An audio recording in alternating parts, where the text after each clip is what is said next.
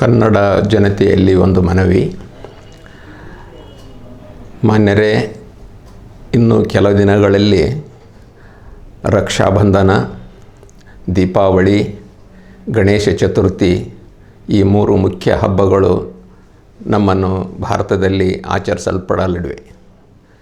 ಈ ಸಂದರ್ಭದಲ್ಲಿ ತಾವುಗಳು ದಯವಿಟ್ಟು ಚೀನಾ ದೇಶದಿಂದ ಉತ್ಪಾದನೆಯಾಗಿರುವ ರಾಖಿಗಳಾಗಲಿ, ಕುಂಕುಮವಾಗಲಿ, ದೇವರ ಮೂರ್ತಿಗಳಾಗಲಿ ಹಾಗೂ ಇನ್ನಿತರ ಯಾವುದೇ ಚೀನಾ ದೇಶದಿಂದ ಉತ್ಪಾದಿಸಲ್ಪಟ್ಟ ವಸ್ತುವನ್ನು ಖರೀದಿ ಮಾಡದೆ ಸ್ವದೇಶಿ ವಸ್ತುಗಳನ್ನು ಮತ್ತು ನಮ್ಮ ಗುಡಿ ಕೈಗಾರಿಕೆ ಮತ್ತು ಗೃಹ ಕೈಗಾರಿಕೆಯಿಂದ ಉತ್ಪಾದಿಸಲ್ಪಟ್ಟ ವಸ್ತುಗಳನ್ನು ಉಪಯೋಗಿಸುವುದರಿಂದ ನಮ್ಮ ರಾಷ್ಟ್ರಭಕ್ತಿಯನ್ನು ನಾವು ಮೆರೆಯಬೇಕಾದ ಅಗತ್ಯ ಮತ್ತು ಅನಿವಾರ್ಯತೆ ಒದಗಿ ಬಂದಿದೆ.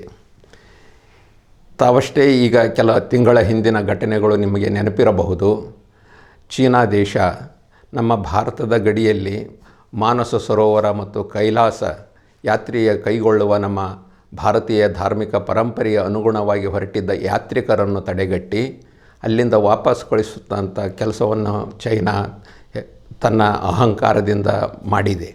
ಇದಕ್ಕೆ ಪ್ರತೀಕಾರವಾಗಿ ನಮ್ಮ ಭಾರತದ ಮಾರುಕಟ್ಟೆಯಿಂದ ಮಾರಲ್ಪಡುವ ವಸ್ತುಗಳಿಂದ ಚೈನಾ ದೇಶದ GDPಯಲ್ಲಿ ಬಹುಮುಖ್ಯ ಪಾತ್ರ ಭಾರತ ಆಡುತ್ತಿದೆ.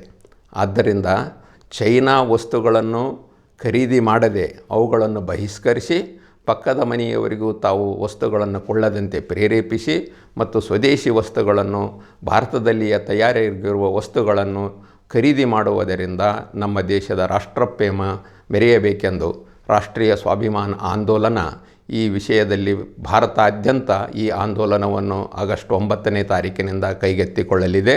ಆದ್ದರಿಂದ ಕನ್ನಡ ಜನತೆಯಲ್ಲಿ ನನ್ನ ಮನವಿ ಏನೆಂದರೆ, ನೀವು ಇದರಲ್ಲಿ ಸಹಕರಿಸಿ ರಾಷ್ಟ್ರಪ್ರೇಮವನ್ನು ಮೆರೆಯಬೇಕಾಗಿ ನಾನು ವಿನಂತಿಸುತ್ತೇನೆ.